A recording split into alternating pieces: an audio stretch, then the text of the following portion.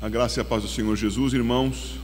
Estamos mais uma vez separados uns dos outros, mas unidos em Cristo Jesus para adorar ao nosso Deus. Neste culto noturno, no domingo 22 de março de 2020, que obrigatoriamente nos separa uns dos outros em prol da nossa saúde, a saúde individual e social, e também para que nós, observando a determinação do nosso Supremo Concílio, mantenhamos com fidelidade o período de jejum e oração. Nesta hora agora da noite, eu convido você a ter a sua Bíblia nas suas mãos, a chamar a sua família para ficar ao seu lado e para que nós, então, como igreja, adoremos a Deus na mediação de Cristo, por louvor da sua glória e para a nossa edificação. Eu convido você a abrir a sua Bíblia, Paulo aos Gálatas, capítulo 5. Nós leremos os versos 16 a 26. Diz o texto da palavra do Senhor: Digo, porém, andai no Espírito e jamais satisfareis as concupiscências da carne, porque a carne milita contra o Espírito, e o Espírito contra a carne, porque são opostos entre si, para que não façais o que porventura seja do vosso querer. Mas, se sois guiados pelo Espírito, não estáis sob a lei.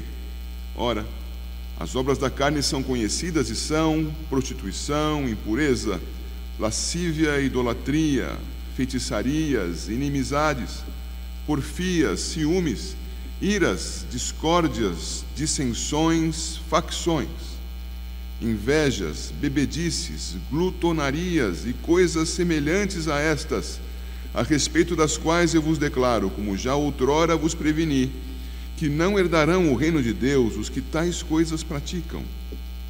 Mas o fruto do Espírito é amor, alegria, paz, longanimidade, benignidade, bondade, fidelidade, mansidão, domínio próprio. Contra estas coisas não há lei. E os que são de Cristo Jesus crucificaram a carne com as suas paixões e concupiscências. Se vivemos no Espírito, andemos também no Espírito.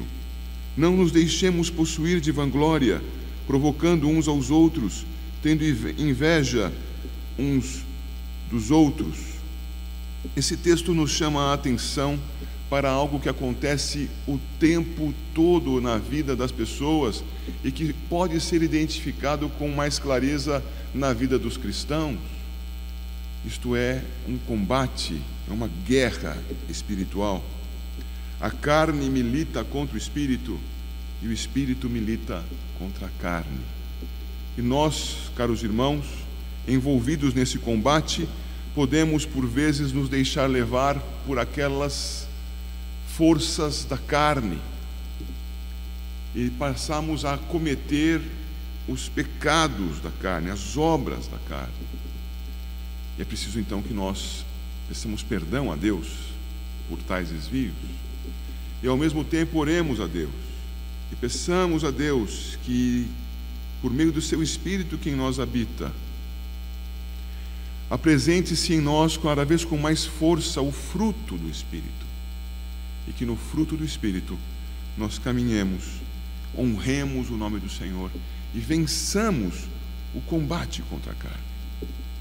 Nessa hora eu convido você, meu irmão, minha irmã, a orar, a confessar pecado, a adorar a Deus. Façamos isso, vamos guardar alguns instantes em silêncio e a seguir eu orarei junto com você em casa.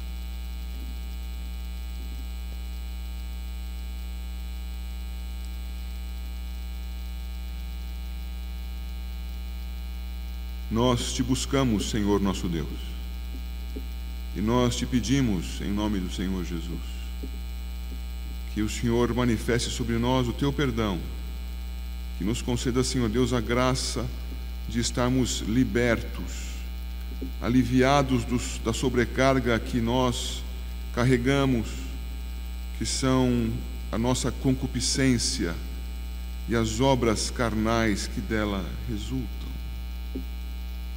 Concede ao Deus Santo, em nome de Jesus, o teu perdão para cada um dos nossos desvios, cada um dos nossos pecados, cada uma das ofensas que levantamos contra ti, e contra ti, chegando também a ser contra nós mesmos e contra o nosso próximo. Em nome do Senhor Jesus, ó Deus, perdoa-nos. E também em nome de Cristo Jesus e no poder do teu Espírito, ó Senhor, desenvolve em nós o fruto do teu Espírito. Concede, Senhor Deus, que nós, como bons cooperadores, trabalhemos juntamente contigo, mas na tua dependência, para que este fruto seja desenvolvido. Ó Deus, em nome do Senhor Jesus, que em nós haja amor, alegria, paz, longanimidade, benignidade, bondade, fidelidade, mansidão, domínio próprio, e não haja nenhuma das obras da carne. Ó Deus, concede que nesse combate, pelo poder do teu Espírito, saiamos vencedores. Já somos vencedores pela obra de Cristo na cruz, mas que sejamos também vencedores nesse processo de santificação que o Senhor mesmo desenvolve em nós. É em nome de Cristo que nós oramos. Amém.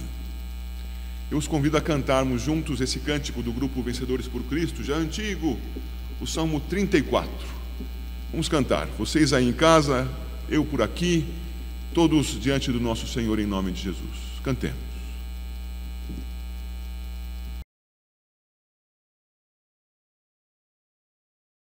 Em todo tempo eu louvarei ao Senhor, sempre estará nos meus lábios o seu louvor. Em todo tempo eu louvarei ao Senhor, sempre estará nos meus lábios o seu louvor. Alegrar-se-á no Senhor a minha alma, alegrar-se-á no Senhor a minha alma. Engrandecei ao Senhor, engrandecei-o comigo, e todos a uma lhe exaltemos o nome. Engrandecei ao Senhor, engrandecei-o comigo, e todos a uma lhe exaltemos o nome. Seu glorioso nome, seu glorioso nome. Em todo tempo eu louvarei ao Senhor, sempre estará nos meus lábios o seu louvor. Em todo tempo eu louvarei ao Senhor, sempre estará nos meus lábios o seu louvor. Alegrar-se-á no Senhor a minha alma,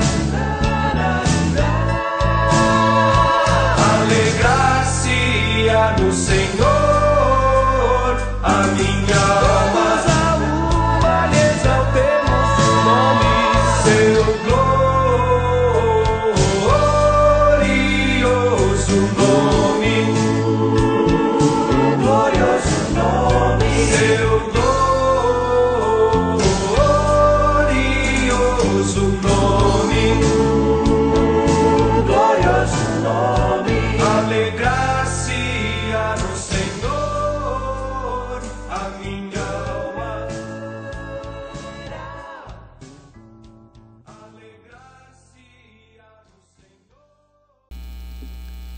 Convido agora a igreja a ir comigo a um texto que deve ter sido lido por muitos nesta semana, um texto que está no livro do Deuteronômio, em seu capítulo 23. Deuteronômio, capítulo 23.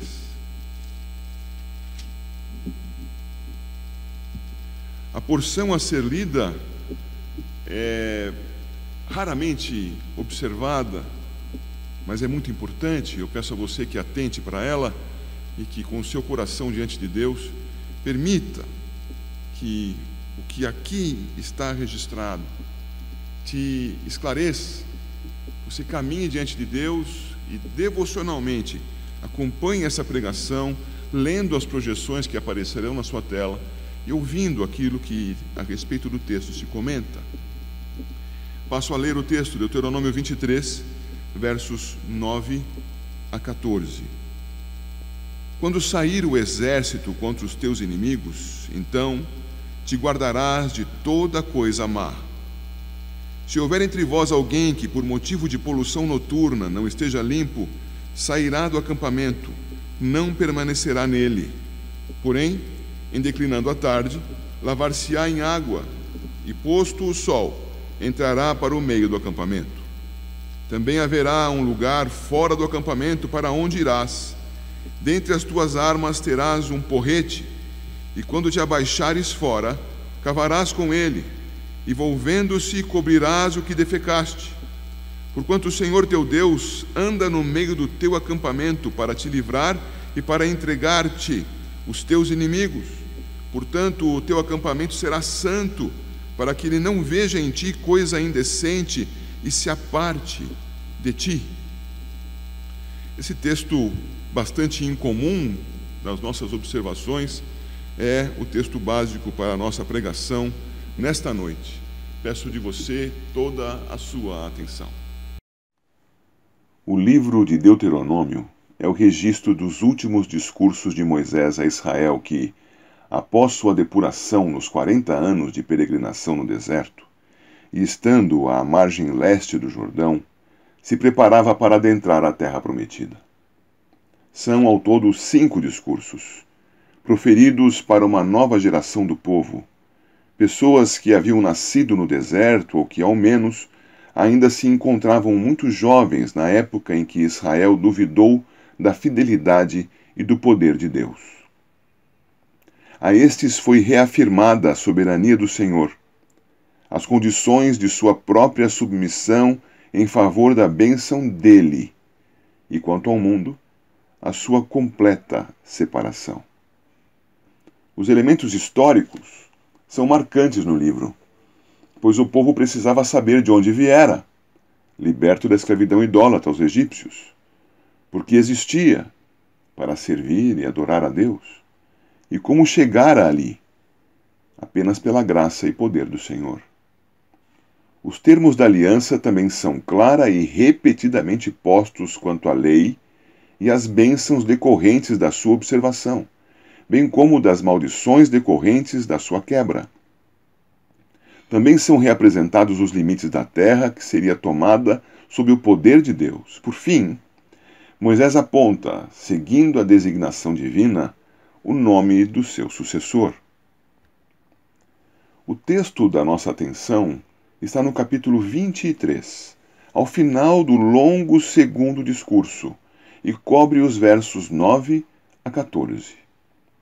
Estudemos o texto e aprendamos lições do Senhor, lições muito preciosas a todos os povos de todos os tempos, particularmente a nós, atualmente.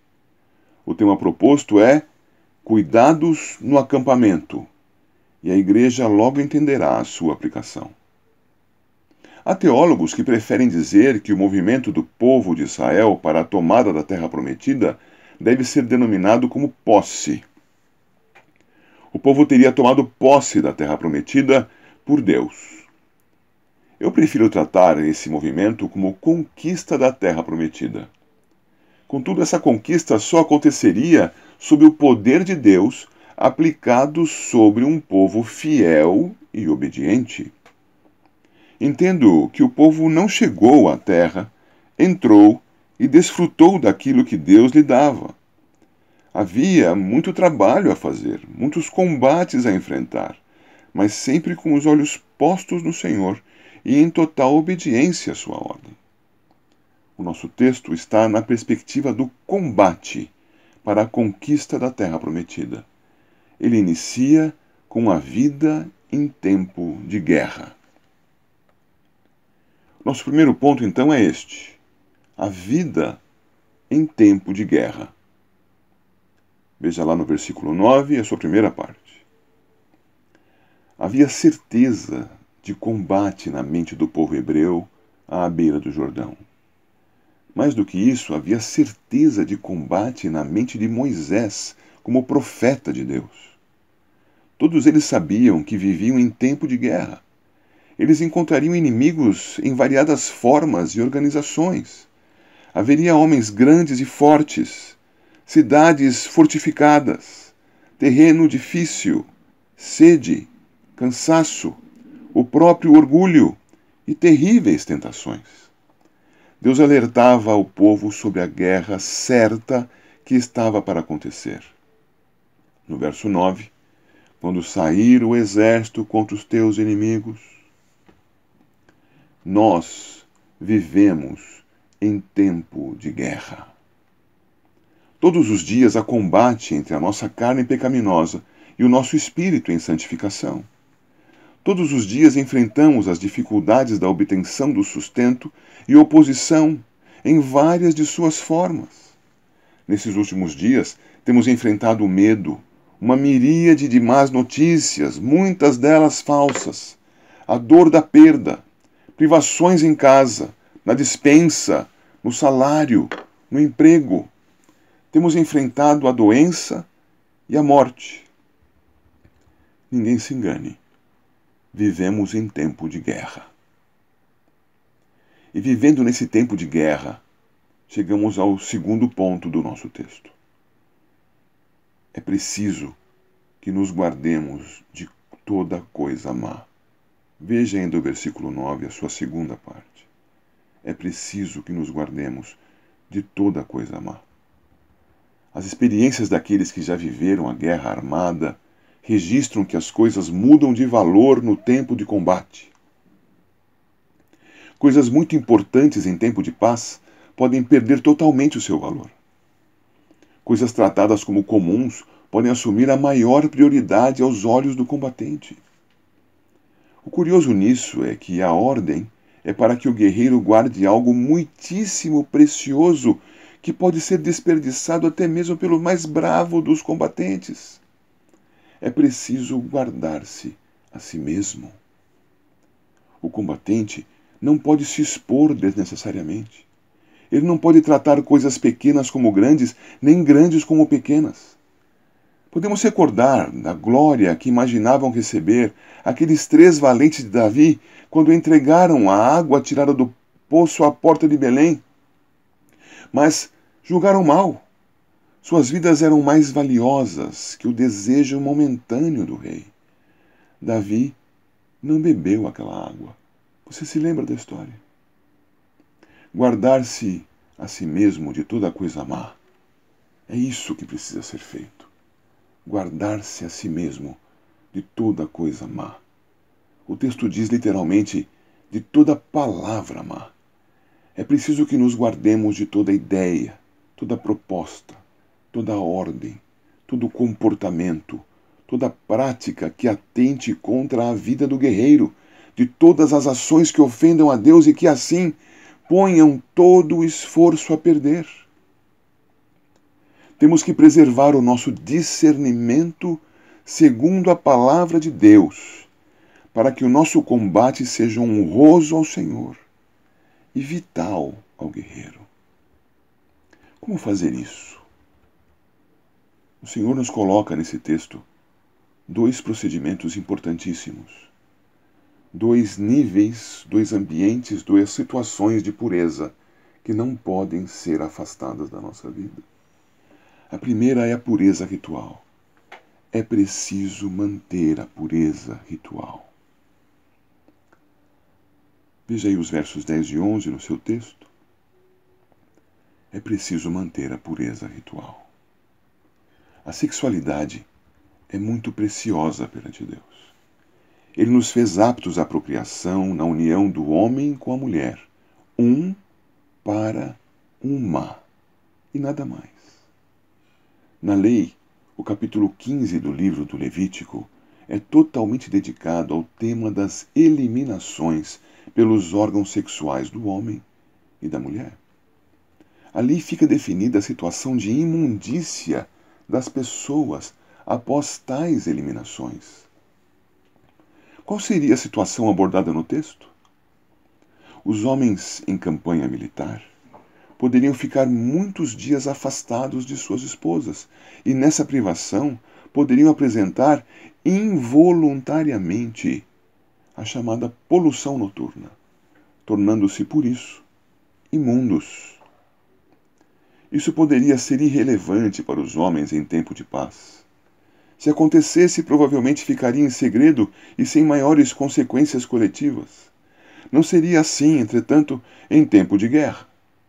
As coisas precisam receber o seu valor, e isso acontece com mais força em tempos de guerra. O Senhor exigia de seus combatentes a pureza total.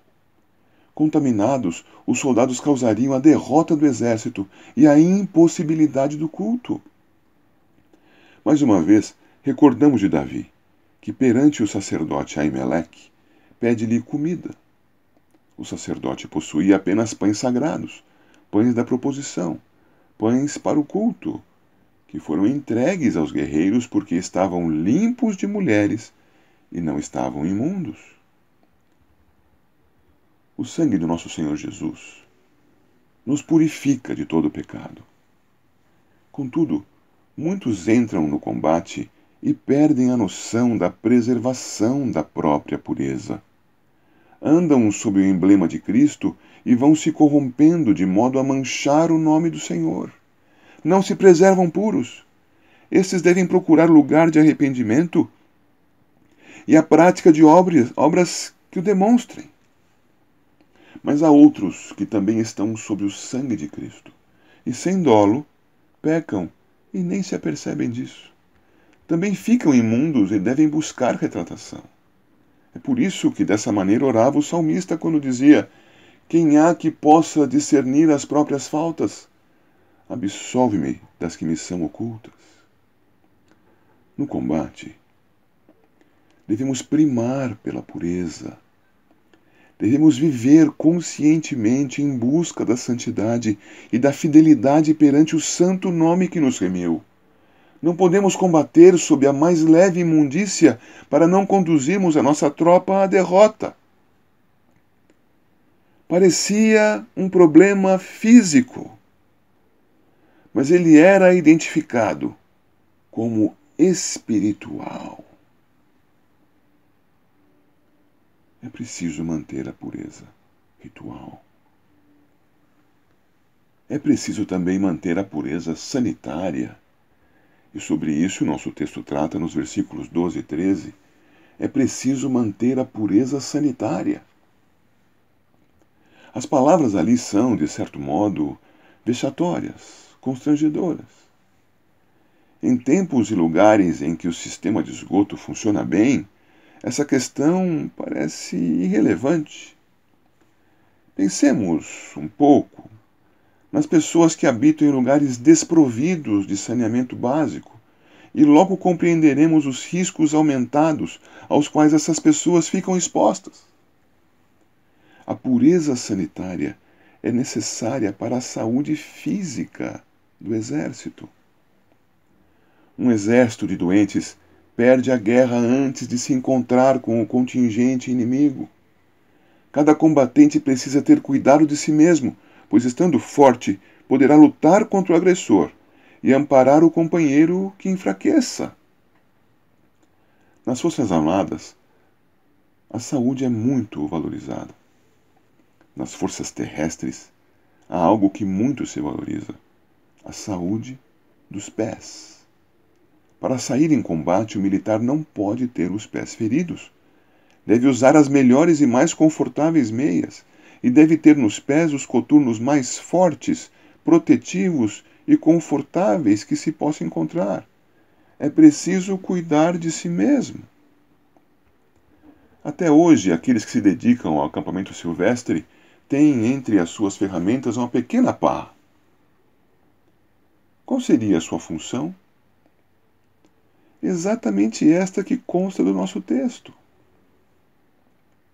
Hoje combatemos espiritualmente em oração contra o progresso dessa doença que assusta e mata tanta gente. Também temos que combater tomando os cuidados mais elementares de nós mesmos, do nosso acampamento, da nossa casa, da nossa cidade, etc. Estamos em guerra e devemos nos guardar de nos confundirmos com as coisas más, com as contaminações espirituais e com as contaminações físicas. Encontramos bons motivos para tanto quando pensamos nas bênçãos do Senhor e na nossa saúde física, não é? Mas há mais. É preciso que nós nos recordemos, e isso está exposto no versículo 14, que nós combatemos na presença de Deus. Combatemos na presença de Deus. Devemos nos guardar de toda coisa má, sendo a principal delas a de nos enganarmos apenas com as formalidades e nos esquecermos de que estamos na presença de Deus. Deus purifica e abençoa os puros de espírito. Deus ensina e abençoa os puros no físico. Contudo, essas ações humanas pela manutenção da pureza somente encontram sentido nele. Somos dele e existimos para ele. É o Senhor quem não pode ver imundícia em nós. Quando alguém apresentava poluição noturna, sairia disfarçadamente do acampamento, se lavaria e retornaria após o pôr do sol. Pronto. Talvez nem fosse notado. Quando alguém precisasse aliviar o ventre, sairia do acampamento, cavaria, se aliviaria, cobriria o buraco e retornaria ao acampamento. Talvez nem fosse notado.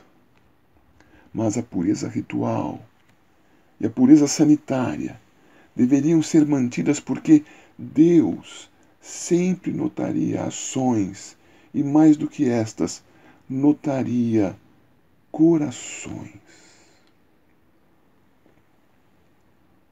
Concluindo, quando pensamos em cuidados no acampamento, estamos pensando, na verdade, nos cuidados que devemos ter sempre e muito especialmente nos momentos de crise, momentos de guerra declarada.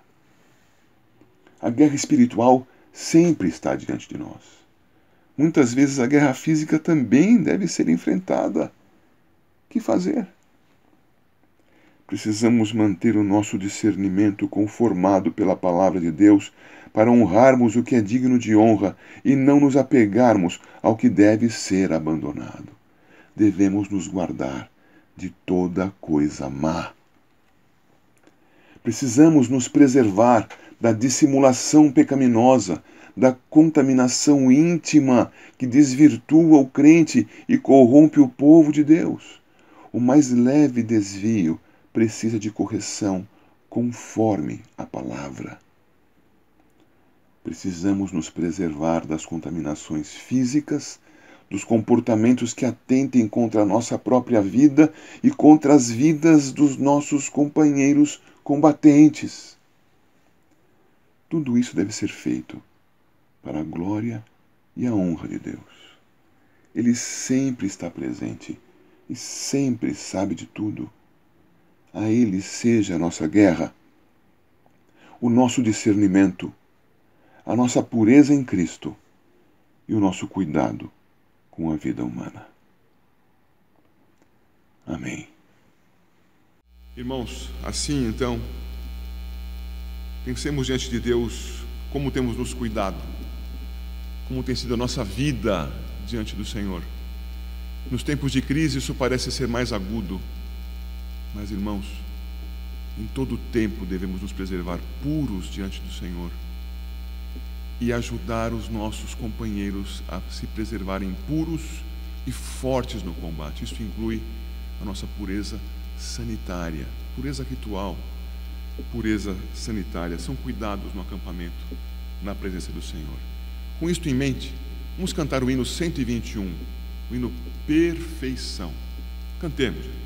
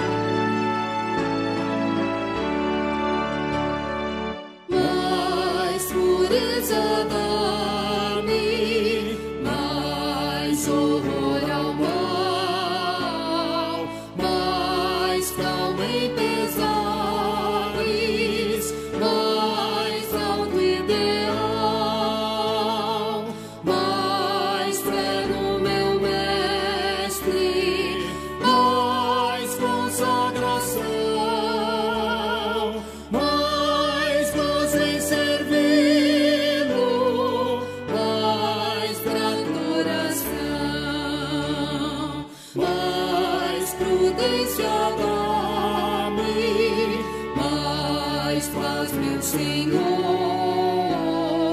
mais firmes em Cristo, mais força na dor, mais reto me torna, mais triste ao pecar, mais humilde filho, mais pronto em te amar.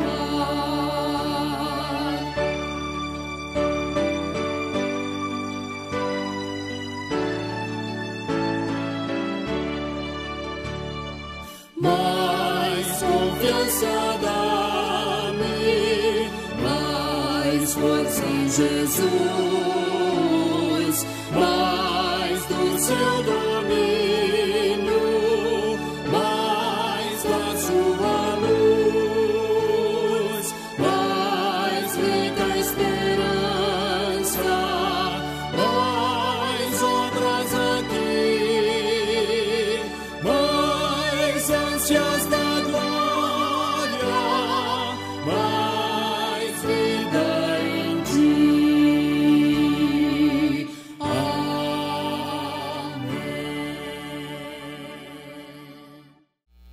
Oremos ao Senhor. Nosso Deus, concede-nos pureza, Senhor. Concede-nos dependência de Ti, Senhor.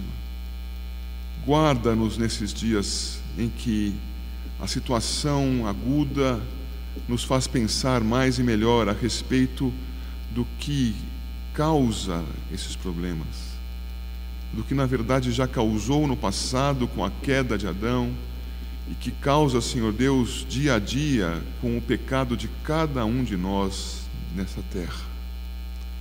Concede, Senhor Deus, ao Teu povo pureza, pureza no sangue de Cristo Jesus. Concede, Senhor Deus, que nós sejamos cuidadosos, não negligentes, e cuidemos uns dos outros. E nesse tempo, Senhor Deus, em que é solicitado que nós nos apartemos, nos isolemos socialmente uns dos outros, que nós compreendamos a causa disso, não tentemos ao Senhor, não nos imaginemos mais fortes do que os demais, mas zelemos pela saúde do nosso acampamento, o nosso acampamento de guerra, a nossa casa, a cidade onde moramos, este país, enfim, o mundo que criaste. Concede Tua graça, Senhor Deus. Nós oramos pedindo-Te assim em nome do Senhor Jesus. Amém. E que a graça do Senhor Jesus, o amor de Deus o Pai e o consolo do Espírito sejam sobre a sua igreja. Amém. Irmãos, eu chamo a sua atenção para o dia de hoje ainda, nesse aviso final, dizendo que o Conselho decidiu por postergar as comemorações do nosso aniversário. Seriam comemorados hoje os nossos 69 anos, e isto não deixa de acontecer, o aniversário existiu, mas as suas comemorações estão postergadas, crê o Conselho, para o mês de agosto deste ano. Deus abençoe a sua igreja, que cada um cuide-se bem diante de Deus e auxilie toda a sociedade nesses dias de crise. A paz do Senhor Jesus.